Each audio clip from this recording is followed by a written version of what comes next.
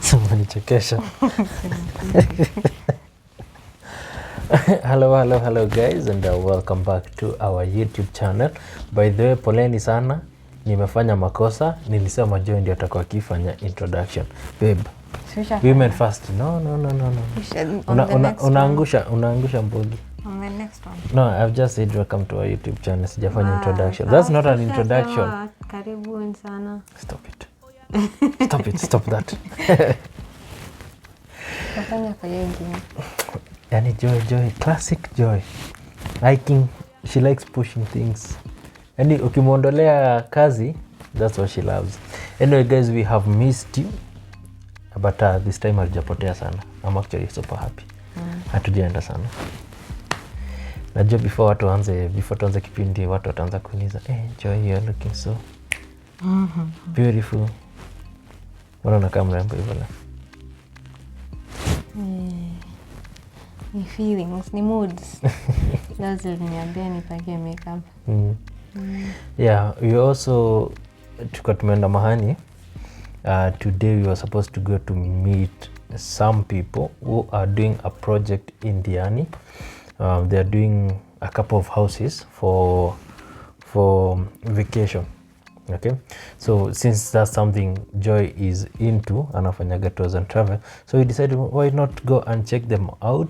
And also they have this good opportunity where guys can invest with them. You can buy a house or two and then you have them as Airbnb or rent them out however you want. However, tulikuwa na miss up kidogo. So sisi ya watu tumeshika safari, we got there, but then we were not able to meet with the guys because walikuwa washaenda a different place, and the person who was organizing this mixed up the dates. So we decided to go somewhere else. There's this place, nice place, it's called Naba Burger. I'd heard of it. Uko nitago Riverside. Ni Riverside. Okay, so upon the river. So we went there, had some few burgers, and then came back. Na ndio sisi sasa tunafanya kipindi. So we were thinking in the line of investment and mostly money. You can never have an investment without money. So tunaanzia hapo money. But this is the thing. Each and every person, ukiwa mdogo, you have this dream. Everyone has a dream. Babe, what is your dream?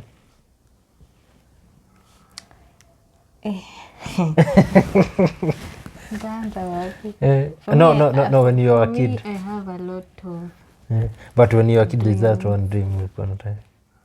In terms of what? Career-wise? No, see, dream, like, we're talking about money. Of course, it has to be. Of course, it has to be. In line with money. Sasa hapo inaanza na what career you choose. But you marry. Of course, I'm your dream. No, you see, you don't have to anticipate nini. And as a child, a girl child, money doesn't just come. Haufikiri. Wait, are you saying that a husband is part of your money plan? Of course. By the way, ladies, we should stop this. Of course. We should stop this. Of course. A husband is a human being, first of all. Is someone's son. And anafaa kukuwa rafiki. Money should be the last thing you think about when you're thinking about a husband. Listen, but anyway, tuna digress. Okay, you continue. Let me continue explaining. As a girl, you're thinking your end goal is not money. You're thinking in the terms of what career should I do? And maybe unaongea uongo. You are lying. Your end goal is not money. It's not money, it's a comfortable life. You talk about yourself, don't talk about others. I know these women love money. These women love money. Yes, we love money. Everyone does. Yeah. But you're thinking, as a child, acha niseme as a child, you're not thinking of so much money. Unafikiria pesa ya kununua hii na hii na hii na hii. So it's not like you're thinking of a lot of money. And that's why I'm saying as a girl, unafikiria the career you'll do, itachangia the money you'll have. Uko comfortable. The husband you'll Nesikuwa kazi ngumu. The husband you'll pick, itachangia hii pesa utakuwa nayo. Okay. Okay, the point is we don't just go directly to money. Ni mnaendanga directly to mi ukianza kunipatia story umenipigia simu, you start giving me matohoho hapa hivi. Me if it does not involve money, wacha nitakupigia, si tutaongea gone. So anyway, each and every person has that dream about money, and that's you when you are single. But then life changes. You meet someone, munakuwa pamoja. One unit. Yes, one person. And then easy goes zenyu hazijaisha. It's just that they have merged. Now let's talk about money in that kind of setup. In a marriage kind of setup. How do you handle this? You see, I see people opening a bank account so that they can put money together and do things together. Joint account to do things together. I'm not saying that it's good or bad. Then I see these people who decide your money is your money, my money is my money. And then there are these people who decide your money is our money, my money is my money. I'm talking about women. So how should we go about this? First of all, because money, most people, you see when people are getting married, wanapuzaka this topic about money and they go to other things. You're talking about how handsome the person is, how tall he is, blah, blah, blah. So many things. But then, munapuza about money. And money is a big factor. Then you get married and people start killing each other for money. There are two things that make people kill each other. Yata mufai kuambiwa. Feelings. Passion. No. Crime of passion. And then money. Sijini gani na kujaka mbele, but they are interlinked. So how should people, babe, how do you think people should handle money in marriage? Should they continue as they were? Should they come together, join? And then you can also tell us in the comment section, how do you think people should handle money in a marriage setup? Yeah. What is your take? Me, I don't usually lean on advising people in their marriages, but in our marriage, that's being selfish, by the way. No, it's not. Because you see, you can say something that could open somebody's else. Unajua, even the Bible says, iron sharpens iron, so does man sharpen man. But you know the Bible was written by who? No, haina shida. The thing is unapenda kudigress sana wewe. So you win, babe. You win. Sawa, are you happy? Tusipoteza nina hiyo conversation. You are happy now. You have won this. The thing is, you can say something that can open someone's. Wajua inaweza kanikitia ujinga unasema. Yes, but nasema sipendi kusema na advice mtu. I will talk from my perspective. Yes. You can take it or leave it. Yes. If you take it and it goes well. Okay, you need disclaimer. This is not a marital guidance and counseling. Exactly. We are not professionals. Inategemea ni sekta gani. Because kuna vitu zingine naweza okay, we continue before we digress. Okay. We are not professionals. So for me, I'd say nasema in our marriage. No, in a marriage setup, like how do you feel? You should discuss on which one is comfortable for both of you in the long run. No. You see, wewe you're playing it safe. You're giving a politician answer. Wewe sema chenye wewe mwenyewe wewe. Hiyo ni kusema in a marriage people should talk. Yes. Because of the end goal. Yes. Sasa coming to our marriage, ndio unasema kila Kila mtu akaenda pesa yake. Wewe tusema tu hivyo, I keep my money. I'll be very happy to keep my money by the way. So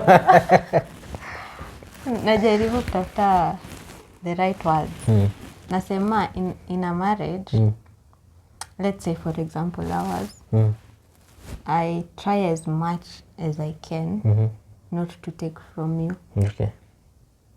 Reason being, you as the husband, as the head of the house, you have a goal for us.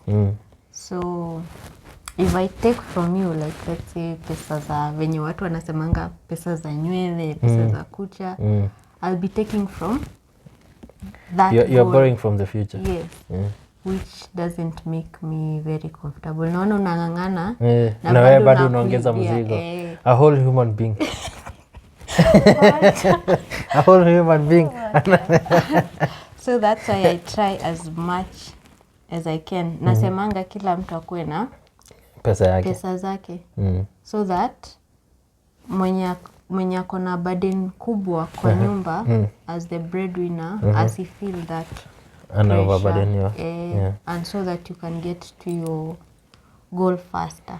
Yeah, I hope women are hearing this, but you know what they are going to say? They're going to say nyorosho huyo mwanaume kabisa asikuwe na kitu, because if he has excess atapeleka kwingine. Hata akiwa bila atapeleka kama ni wakupeleka. Exactly, sindio? You see, I normally see, let me tell you where women go wrong when they are dating. I've seen so many people, women, when I say people, I'm talking about women.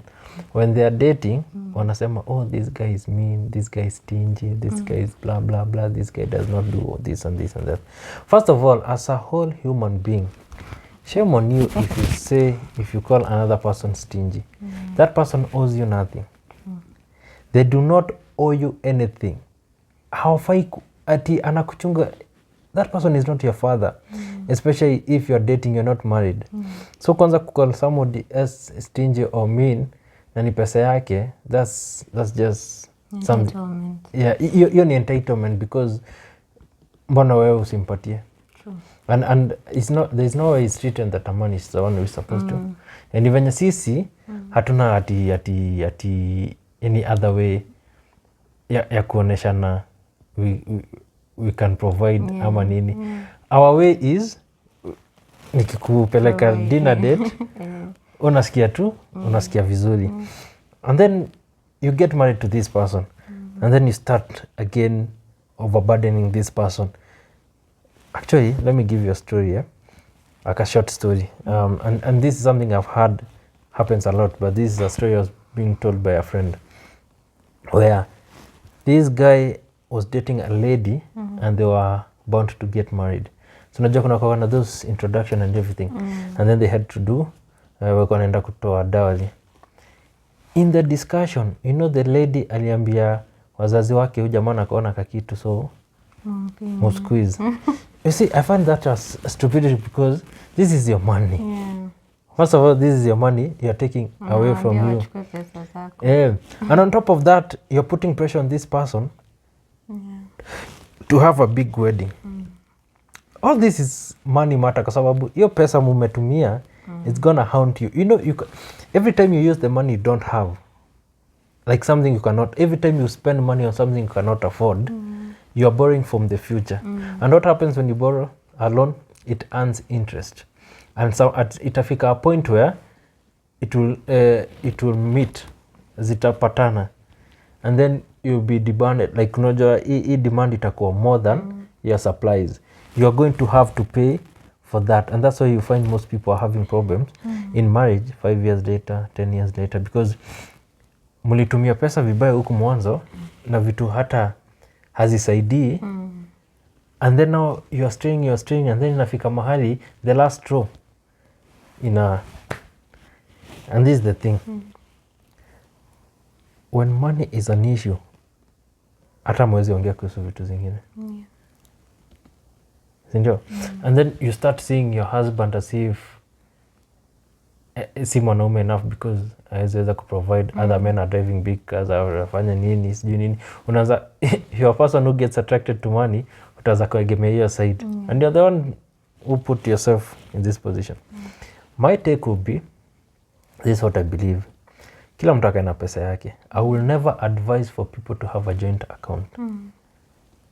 Because people are not the same. People spend money differently.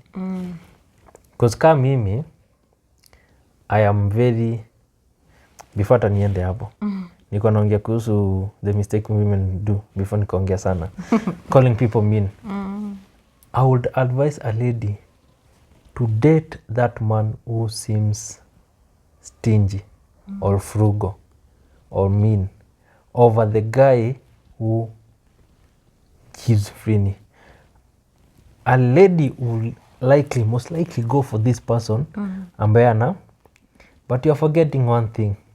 Huyu jamaa hakupati juu ni mzuri. Unajua wewe una interpret that as if ati ni mzuri kwa roho. This guy hana discipline. Because no man with a discipline and a plan and a goal with the money will throw money just hivyo. Unless ashafikisha his goals and he's making the money he wants to make, now he can spend on you. Na utaacha huyu jamaa mwenye anakaa frugal, unaendea huyu jamaa mwingine. Look at Kikuyus. Most of them, they are very frugal. Very frugal, like wanaweza ambia ni wa stingy. Lakini hutawaipata mtoto wao jamaa akienda ati uchi.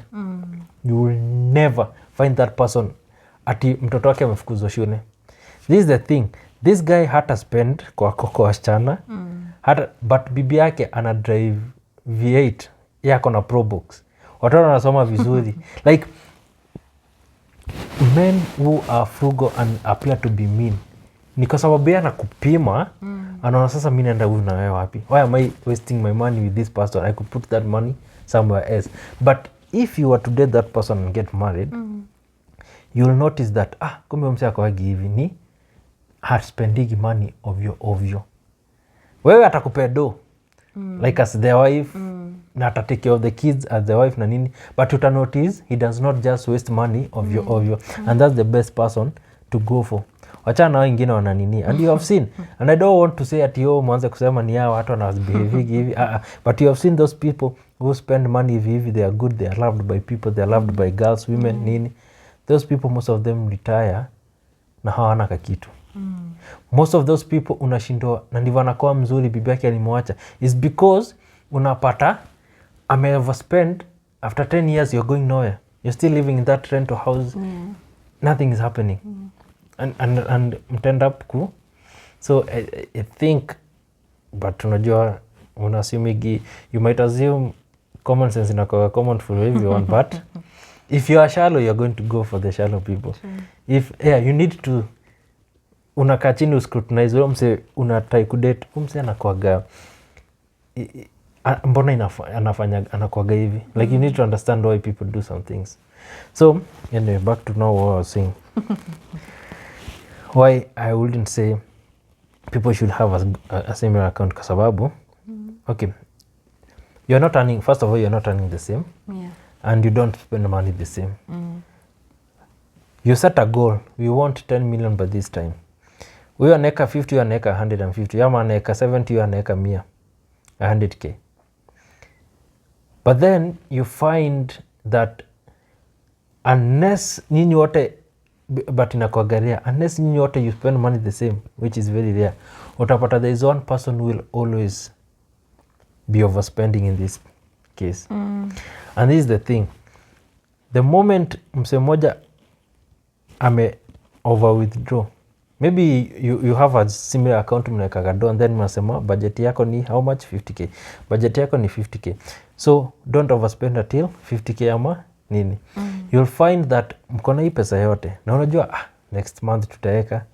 Unajipata kwa situation where, especially if you're married to someone who doesn't know how to say no. The good guys amespend hii 50k yake yenye mko mesema is a budget imepita. Atatoa I need 15k this month, sintarudisha. Atatoa the moment that thing imeanza kufanyika, and this other partner knows, kunaanza kukuwa na hiyo mistrust. Hata saa zingine si even overdrawing, ni ile entitlement. Mi natoka so huyu anatoka 50. so you feel more entitled to this money than this other person. Yeah. This other person atoe pesa maybe hata kama ni emergency na angerudisha more, vita inaanza. So this is what I will say. I will say kila mtu yake pesa yake. For those people who like to share responsibilities, they share responsibilities penye anahitaji, because nowadays we don't say ati a man is supposed to do this, a man is supposed to do no. Economy ni ngumu, like where you can just talk. If this person sorts rent and school fees, this other person sorts vitu za nyumba nini, talk about it, and then now you can talk about the goals that you want to achieve and how you're going to achieve there, and then start contributing from there. But kila mtu akona pesa yake, but you're contributing toward a common goal. But if you don't have a common goal, because kwa sababu kwa marriage si lazima mkuwe na the same goal, you're two different people who came together. What you can do is you can support each other on your different goals. Kuna wale goal yao ni kujenga nyumba, hii tutakuwa hizi kwa sababu mtatoa pesa na mjenga nyumba. Kuna wale mwingine goal yake ni kukuwa na salon, na huyo mwingine goal yake ni kukuwa na shamba. You can work on your goals na mnasapotiana, mnashare ideas, na huyo akikwama mahali unamkwamua hivyo. But I will say let the person keep their own money, kwa sababu kuna kwa na uchungu ya kuspend pesa zako, pesa zimezifanyia kazi. Otherwise mimi nikikuwekea 100 na umeweka 25, trust you me, you are going to over. Na kuna watu wajuagi kwa nini kujizuia when it comes to online shopping. Babe, I'm not talking about you. No, it's true. I can't deny. Kuna wale hatuna discipline ya kusave. Hatuna discipline ya kutofikiria kubai kitu ukijua uko na pesa mahali. You start thinking of the things you screenshot. Just screenshots ziko kwa simu. Sasa hiyo ndio unazipitia uangalie ni gani unataka. Alafu goals zinaanza kuchange. You wanted to buy a land, unaanza kusema si hata kununua kitu mzuri za goal. Ni investment. Ni investment tavaa mami. You start convincing yourself. Nonsense comes in a very enticing way. And then it rarely will you find people who have the same spending habit really. And if because mimi najua kuna wanaume wametolewa mbali na wanawake from far, like brilliant women ambao like wanajua kupanga, na it's just that you find these men are letting them down. And then unapata saa zingine ni the opposite. Me ninge advice, if I was to be given I was to give someone an advice, ati huyu jamaa anafanya nini? Okay, anashinda ameinvest, okay, ana pesa juu ya nini? Juu ya 1 2 3 and 3. Stick to that person. Saa zingine you know, okay, I don't like generalizing, but let me just say these ones, that women like to feel good, and they like the idea of how a man makes them feel. And sometimes they confuse that to love. Huyu anakuaga hivi, ananifanya nasikia hivi. You start confusing that to love. So you find the person who is being nice to you and overspending on you makes you feel nice over this guy who gives you nothing. But unashindwa kupiga hesabu ya mbani. That these feelings huisha, pesa huisha, and then what are you going, what will this other person give you? And then umeingia kwa relationship because this guy was like this, haikona kufanya hivi. You know, you need to do the same thing for that feeling to remain, na of itakuwa ni ngumu. But ukiingia na akili, utakuwa ukiona bedhe huyu jamaa anaenda mbali, wacha ni stick na huyu, and then unajenga. Anaweza kuinua ama unaweza muinua ama mnaweza inuana. But the thing is to know exactly why the other person is the way they are. Yeah, you need to understand. You need to understand. Wase hata kama ako stingy, it's because si ati ana save for the future or he's investing, he's just aonage pesa iko kwa bank. Anataka tu kuiona hapo.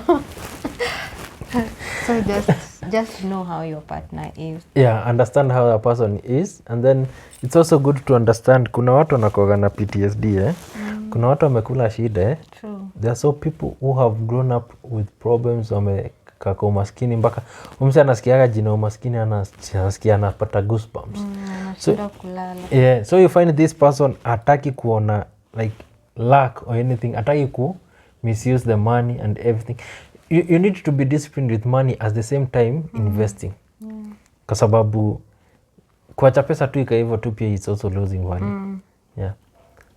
And sijui nani alitudanganyaga that you need to save, and this is something I've been telling people on IG. I tell people to invest in other things and don't come to me telling me an education plan is an investment. It's not an investment.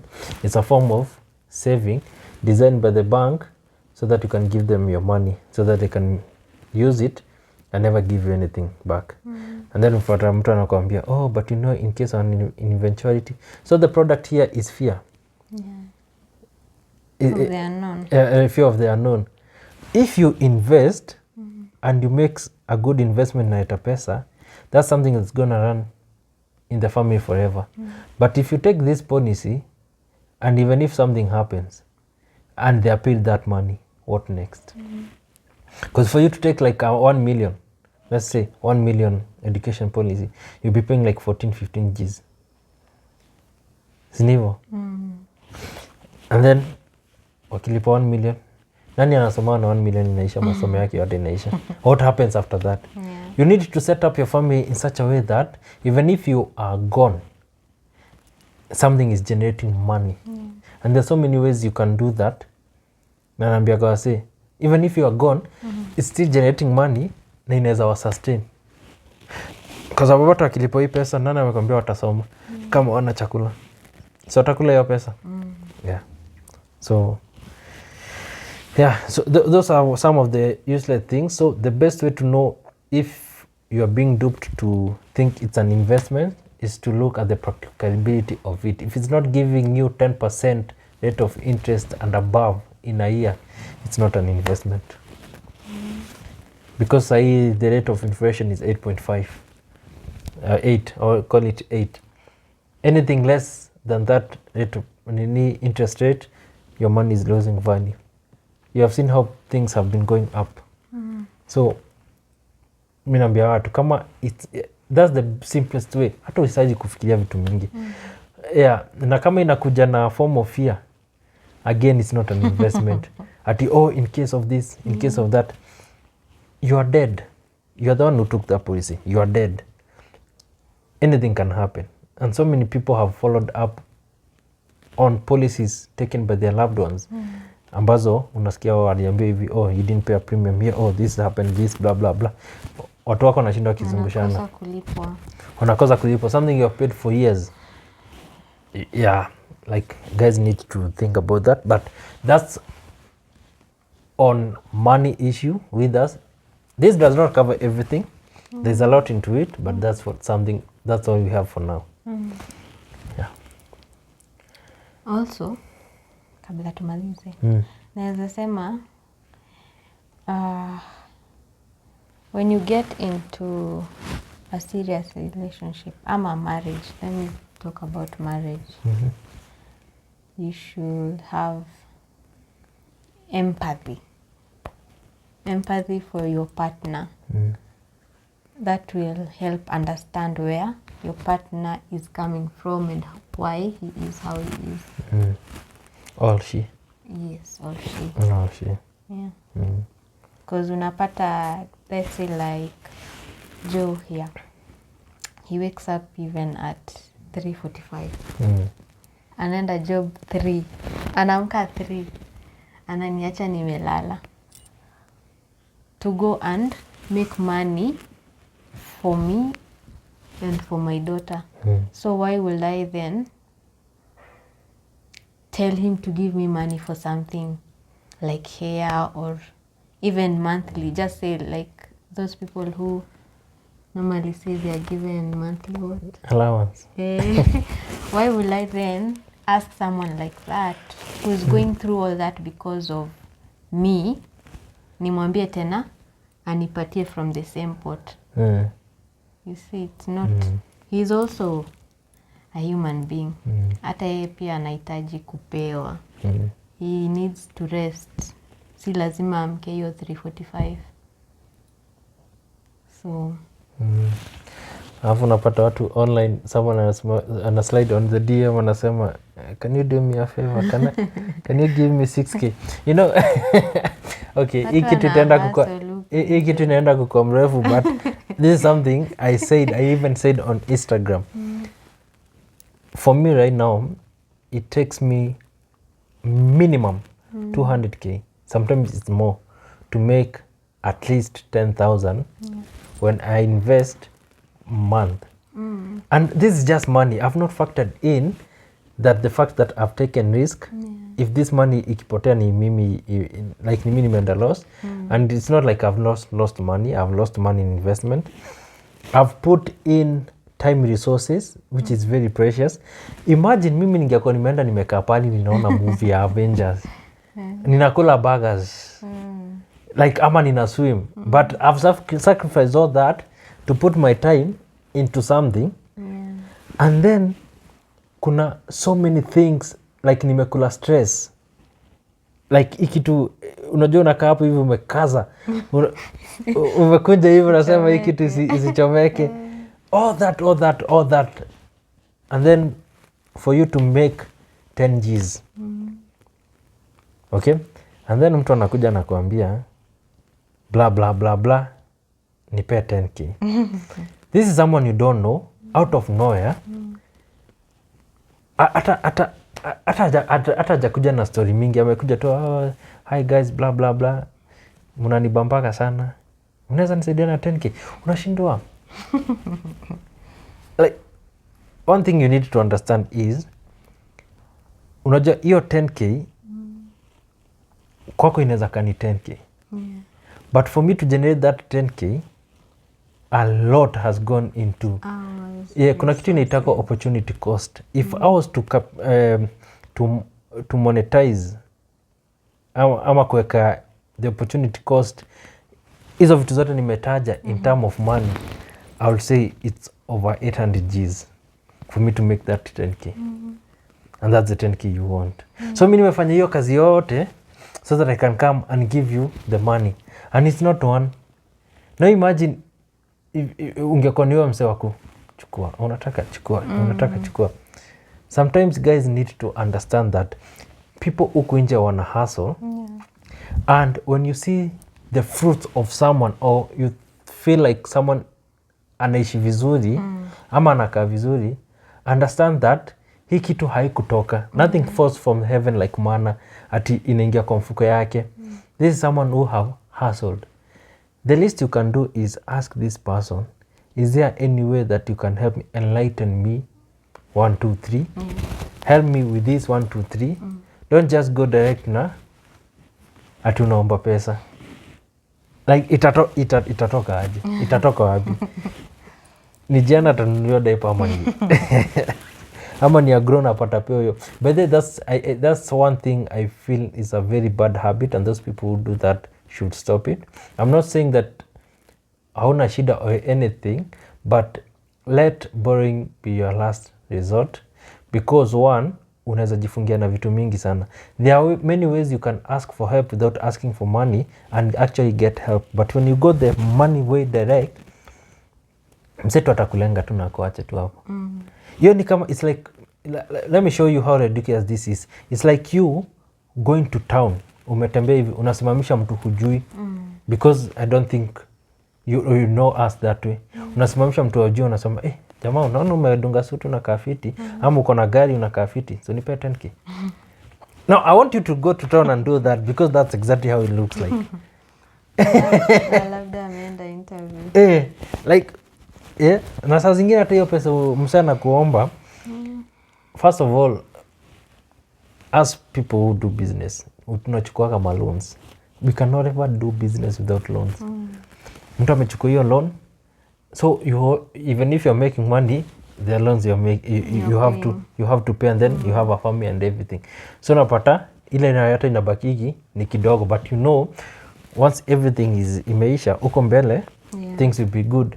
So those are the sacrifices someone is making. And then mtu anakuja nakwambia anyway, the topic was about money. I just felt like I needed to put that out there because kuna watu wanafiligi like if you see someone online and they have like a certain amount of followers and they're doing this and that and that, you think they're just swimming in money. That's not a good thing to assume. It would be better to ask for help in other ways. Na kuna other ways. If you are wise enough, you don't have to be told. If you're wise enough, you know. You know what I mean. If you don't know, then pole kwako. Maybe go sit down with some people and then ask them. Like for to be educated, 1, 2, 3, if you didn't understand what I meant or what I said. Babe, tufungie sasa tuki. Nifunge. I think money education is something that needs to be incorporated in a syllabus. High school, especially high school. Money education, because the things that I knew back then, even when I was working, they seem so silly right now. Ulikuja ukakana mimi nikaziporomosha zote. I think money education is key. Yeah. It is key and it should be guidance and counseling. When you wali push ikaingia shule, they should push the same thing for money education. And yeah, one thing I can say about money is your friend. That's one. And whoever said money is the root of all evil, alikuwa amevuta bangi because alikuwa amenyimwa pesa. Because trust you me, even the Bible says money solves all things. Yeah, iko hapo, like Bible talks about money in different ways and it says money is everything. Hata kwa kanisa, the churches are there, they are open because of money. Yeah, if it was about the gospel and preaching the good news, they'll be on the road going and preaching. But they are there every Sunday. There's a reason why kuna permanent structure and the same people wameokoka wanakuja wanapuch your new word. People who don't need to be preached to every day. They already know about the Bible wameokoka, but it's there so that you can bring your money. So it's money iko kila mahali, it's important and people need to change that mentality. Unajua sasa unaambiaga sana sana in the Christian surrounding, you talk about money and inaonekana ni kama kitu dirty. Money is good, it's just the love of it that is bad. Just don't listen to that. Unaona hiyo voice, the voice of love of money, don't listen to it so much. Use it for good. Yeah, use it for good. Don't worship it. Yeah. But money is good. Ipende, love it. Money is good. Mi napenda pesa, na napenda pesa yangu. Kiniomba pesa nitaweza kuchapa kwa.